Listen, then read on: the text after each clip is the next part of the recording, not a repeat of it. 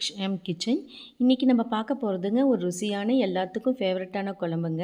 அது வேறு ஒன்றும் இல்லைங்க, மொச்சக்கொட்டை குழம்புங்க. அது எப்படி செய்யறதுன்னு இப்போ பார்க்கலாங்க. அதுக்கு வந்து தேன் மொச்சைன்னு சொல்கிறோம் இல்லைங்களா, இந்த வெள்ளை மொச்சை. அதை வந்து ஒரு 2 கைப்பிடி அளவு எடுத்து நைட்டே ஊற வச்சிடணுங்க.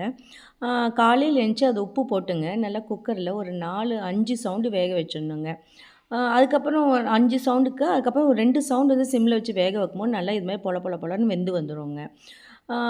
வெந்து வந்ததுக்கப்புறம் பார்த்திங்கன்னாங்க, இப்போ அதில் கொஞ்சமாக உப்பு போட்டிருக்கோம் இல்லைங்களா, அதோடு சேர்த்திங்க பூசணிக்காய் ஒரு 2 கைப்பிடி அளவு, தட் இஸ் ஒரு கப் அளவு சக்கரை பூசணி, மஞ்சள் பூசணி இல்லைன்னா சக்கரை பூசணின்னு சொல்லுவோம் இல்லைங்களா, அந்த பூசணியை வந்து இதோடு சேர்த்து அப்படியே கலந்துக்கலாங்க. வெந்த மொச்சக்கொட்டையோடு கலந்துட்டுங்க 2 பச்சை மிளகா, வாசத்துக்காக 2 பச்சை மிளகாங்க, அதையும் இதோடு சேர்த்து கலந்துக்கலாங்க. அப்புறம் பார்த்திங்கன்னா கத்திரிக்காய் ஒரு 4 to 5 கத்திரிக்காங்க. வரி கத்திரிக்காய் வந்து இதுக்கு நல்லா டேஸ்ட் கொடுக்குங்க. அதை நீட்டமாக அரிஞ்சிங்க இந்த வேக வச்ச மொச்சக்கொட்டையோடு சேர்த்து நம்ம கலந்துக்கலாங்க. அப்புறம் வந்து சின்ன வெங்காயத்திலே வந்து பொடி வெங்காயமாக இருக்குது இல்லைங்களாங்க, அந்த வெங்காயத்தை உளிச்சிக்கணுங்க. அந்த உளிச்ச வெங்காயத்தைங்க கட் பண்ணாமல் அப்படியே முழு வெங்காயமாக ஒரு 2 கைப்பிடி அளவு போட்டுக்கலாங்க. அதோடு சேர்த்து ஒரு 10 பல் வந்து பூண்டும் போட்டுக்கலாங்க. அப்புறம் வந்து உப்பு, இது நமக்கு உப்பு வந்து இப்போ போடும்போது கணக்கு எடுத்துக்கணுங்க. மொச்சக்கொட்டை வேக வைக்கும்போது கொஞ்சம் உப்பு போட்டு வேக வச்சுருக்கோம், அதுக்கு தகுந்த உப்பை வந்து போட்டுட்டுங்க மஞ்சத்தூள் போட்டுக்கணுங்க. அப்புறம் வந்து பார்த்திங்கன்னா சாம்பார் தூளுங்க. சாம்பார் தூள் நம்ம காரம் தகுந்தாப்பில் போட்டுக்கலாங்க. 1 ஸ்பூனோ 1.5 ஸ்பூனோ நம்ம காரத்தை தகுந்தாப்பில் போட்டுட்டு எல்லாம் ஒரு பெரட்டிடணுங்க குக்கர்லேயேங்க. இதில் வந்து வெந்தது வந்து மொச்சக்கொட்டை மட்டும்தாங்க, மற்ற எல்லாம் இப்போ வேகாமல் தான் இருக்குதுங்க. இப்போ எல்லாம் ஒரு பெரட்டி விட்டதுக்கப்புறம் வந்து வேணால் வந்து 1 ஸ்பூன் வந்து விளக்கெண்ணெய் ஊற்றிக்கலாங்க. அப்புறம் வந்து சின்ன வெங்காயமும் தக்காளியும் வந்து நல்லா வணக்கி விட்டுங்க, அதோட தேங்காய் போட்டு நல்லா மிக்சியில் நெகுன்னு அரைச்சி எடுத்து வச்சுக்கலாங்க.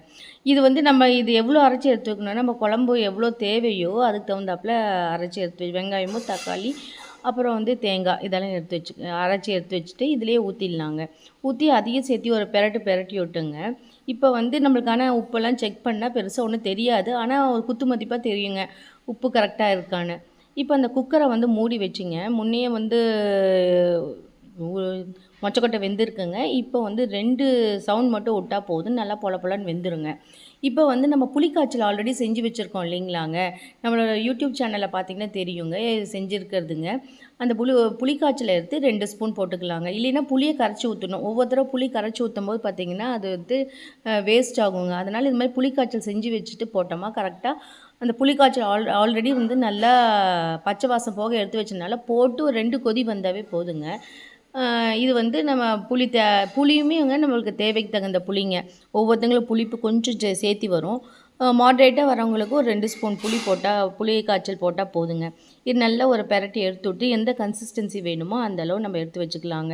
இப்போ பார்த்திங்கன்னா உப்பு காரம் எல்லாமே செக் பண்ணிக்கலாங்க. நம்ம வீட்டுக்கு தகுந்த உப்பு காரம்லாம் செக் பண்ணிட்டு அதில் கடலப்பருப்பு, உளுந்தம்பருப்பு, பெருங்காயம் முக்கியமாக போடணுங்க. அப்போ தான் இதில் வந்து ருசி வருங்க.